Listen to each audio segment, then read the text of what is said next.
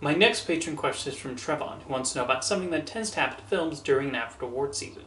I've noticed that some movies that either win the Best Picture Oscar, like Forrest Gump, or even nominated for it, like Bohemian Rhapsody, get a lot of hatred for the nomination or win. Why is this? Getting recognized for Best Picture is certainly something that seems to have an effect on a movie. Sometimes it allows it to gain a bigger audience, and other times people look back and wonder, how did that win? Part of that is the extra scrutiny when a movie gets nominated for Best Picture, especially considering the several beloved movies in a given year that don't get into a given spot. I've found a lot of wins and nominations make sense within historical context, but it's inevitable in a competition like this that people will question the winner and whether it's deserving. Trevon mentioned Forrest Gump as an example, and yes, there are those who just see it as overly sentimental and lacking any sort of edge. However, Forrest Gump won Best Picture because it greatly appealed to moviegoers at the time with its trek through history, Tom Hanks bringing his usual charm to the role, and yes, the sentimental themes. It was a movie that seemed to especially tap into the optimism that Americans reportedly had in the 90s following the end of the Cold War and during the Bill Clinton presidency. In the years since it swept the Oscars, though, there was a feeling that The Shawshank Redemption and Pulp Fiction would have been more deserving films, especially as the former has grown in stature in the years since its original release. Honestly, considering it took until home video and cable airings for Shawshank to be considered a classic following an underwhelming box office performance, it's impressive Academy voters saw fit to give it attention. As for Pulp Fiction, I think it was just too radical a movie to appeal to the membership at the time, at least enough to give it the top award. With the way the membership is now, I actually think a movie like Pulp Fiction would stand a better chance of winning Best Picture if it was released today. But Forrest Gump was too big of a phenomenon. The sensibilities of Pulp Fiction are also vastly different than Forrest Gump, so if you prefer the hard-hitting edge and explosive energy of a movie like that, it would make sense why you'd be disappointed that Forrest Gump won over it. Then there is the way attitudes will change over time. A movie like American Beauty has seen its reputation go down, and not just because it involves Kevin Spacey lusting after a teenager. Its depiction of a family man with a nice house and well-paying job complaining that his life is not exciting is something that's hard to garner much sympathy from these days, even before he gets into his attraction towards his daughter's best friend.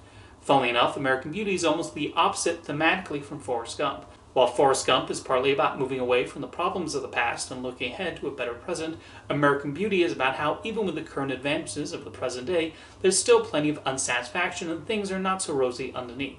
It also does not help that 1999 is considered one of the best years for movies, and there are a bunch of other movies that are more well regarded now and are seen as more worthy of Best Picture recognition.